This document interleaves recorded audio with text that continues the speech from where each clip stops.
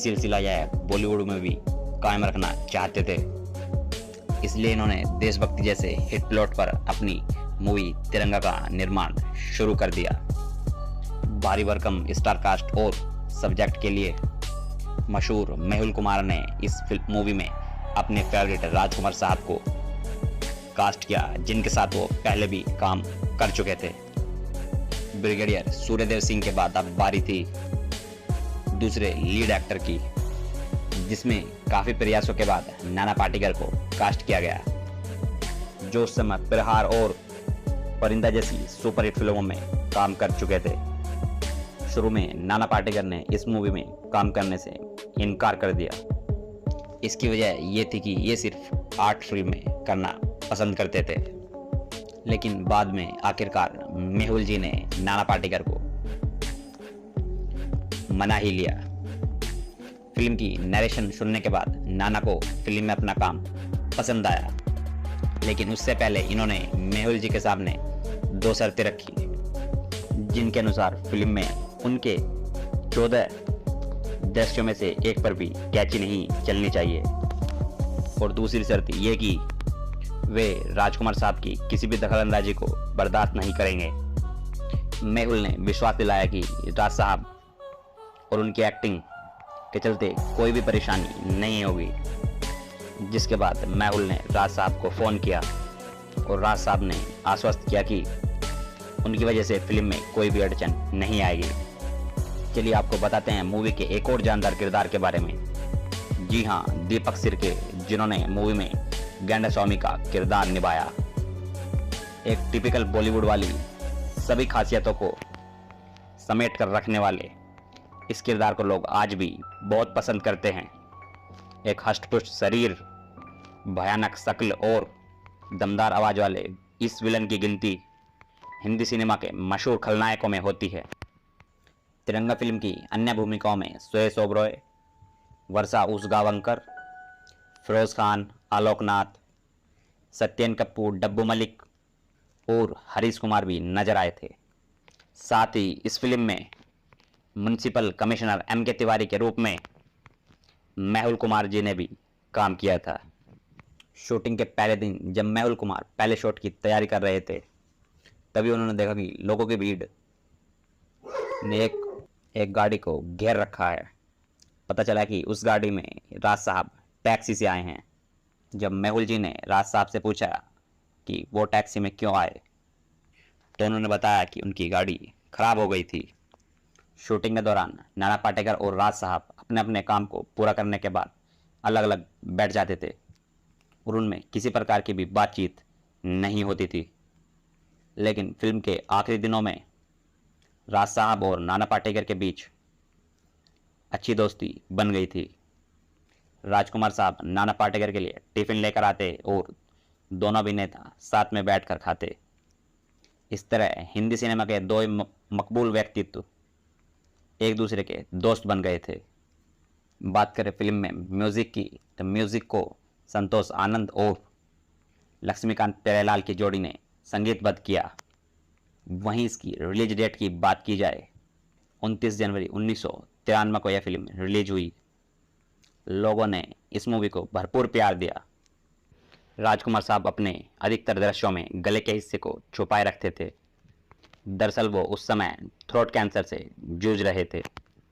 इसी throat cancer के कारण साल 1995 में इस महान अभिनेता का निधन हो गया था और मेहुल और राज साहब की जोड़ी टूट गई थी। लेकिन मेहुल ने नाना पाटेकर के साथ काम जारी रखा और फिल्म क्रांतिवीर बनाई, जिसके लिए नाना पाटेकर को बेस्ट एक्टर नेशनल अवार्ड दिया गया। तो मूवी से जुड़ी ऐसी अपडेट पाने के लिए हेलो दोस्तों, हम आ गए हैं एक और नई वीडियो के साथ। तो चलिए वीडियो को करते हैं स्टार्ट।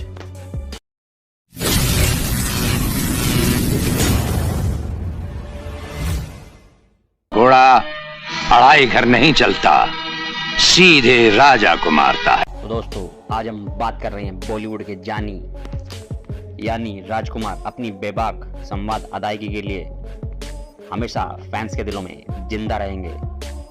एक खास अंदाज में पाइप पीते हुए और गले में मफलर डाले हुए जानी के संबोधन के साथ जब वो बोलना शुरू करते थे तो उनके एक एक डायलॉग्स पर दर्शक पागल हो जाते थे। फिल्मों में ही नहीं, वो असल लाइफ में भी लोगों को इसी तरह जवाब दिया करते थे। उनके डायलॉग्स लोगों की जुबान पर आज भी सुने जाते हैं। तिरंगा मूवी जो 1992 में आई थी, उसमें उनका डायलॉग, हम आंखों से सुरमा नहीं चुराते हैं, आंखों को ही चुरा लेते हैं। ऐसे कई डायलॉग इन्होंने फिल्मों में बोले हैं। इनके सबसे फेमस डायलॉग जो मूवी में बोले गए हैं, तो उन मूवियों के नाम हैं इंसानियत का देवता, जो साल 1993 में आई थी। दूसरे नंबर पर है बेताज बादशाह, जो साल 1994 में आई थी। तीसरी मूवी है सौदागर, जो 1991 में आई थी। फिल्म मरते दम तक 1987। तो ऐसी ही अनगिनत फिल्मों में इनके डायलॉग्स आज भी लोगों द्वारा सुने जाते हैं। तो अब दोस्तों बात करते हैं इनकी असल जिंदगी के बारे में। तो गुजरे जमाने के मशहूर अभिनेता राजकुमार का असली नाम कुलभूषण पंडित था।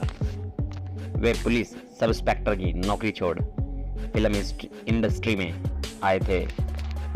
राजकुमार मुंबई के जिस थाने में थे, वहाँ अक्सर फिल्म उद्योग से जुड़े लोगों का आना जाना लगा रहता था। एक बार पुलिस स्टेशन में डायरेक्टर बलदेव दुबे कुछ काम से आए। वे राजकुमार के बातचीत करने के अंदाज से काफी प्रभावित हुए और उन्होंने राजकुमार को अपनी फिल्म शाही बाजार में बतौर एक्टर के तौर पर काम करने का ऑफर दिया। उन्होंने तुरंत ही अपनी सब इंस्पेक्टर की नौकरी से इस्तीफा दे दिया और फिल्म का ऑफर मंजूर कर लिया। 26 साल में उनकी पहली फिल्म रंगीली 1952 में रिलीज हुई। उसके बाद मदर इंडिया, हमराज, हीर रांझा जैसी करीब 70 फिल्मों में अभिनय किया। राजकुमार की गिनती अपने समय के सुपरस्टार्स में की जाती है। उनकी एक्टिंग स्टाइल और डायलॉग डिलीवरी जितनी बेहतरीन होती थी, उतने ही इंटरेस्टिंग उनके लाइफ के किस्से भी हैं। वे असल ज़िंदगी में भी अपनी बेबाकी के लिए जाने जाते थे। अगर उन्हें फिल्म का डायलॉग पसंद नहीं आए तो वे उन्हें स्क्रीन पर ही बदल देते थे। वहीं राजकुमार के खास दोस्त और उन्हें मरते दम तक जंगबाज और तिरंगा में डायरेक्ट कर चुके मेहुल कुमार ने एक इंटरव्यू में कहा था कि लोग उन्हें गहराई से पहचानते ही नहीं थे। मेहुल कुमार बताते हैं कि जब मैंने नाना और राज साहब को तिरंगा के साथ लेकर स्टार्टिंग की थी, तब इंडस्ट्री के लगभग 90% लोग बोल रहे थे कि मेहुल भाई, तुमने ईस्ट और वेस्ट दोनों को एक ही साथ फिल्म में साइन कर लिया है, देखते हैं अब सेट पर क्या होगा। इसके बाद 6 महीने में यह फिल्म कंप्लीट होकर रिलीज हुई और सुपरहिट हो गई। तो राजकुमार साहब अपने नाम की स्पेलिंग में डबल ए लिखते थे, तो एक बार डायरेक्टर फिल्म के बैनर पर डबल ए लिखना भूल गए।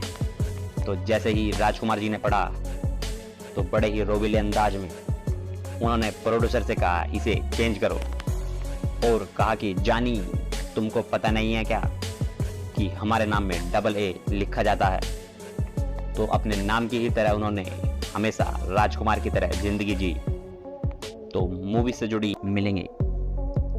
तो विवेक चौहान और अहमद खान के निर्देशन में बन रही इस फिल्म का जब से अनाउंसमेंट हुआ है, तब से ही जबरदस्त तरीके से इस फिल्म का बेसब्री के साथ इंतजार किया जा रहा है।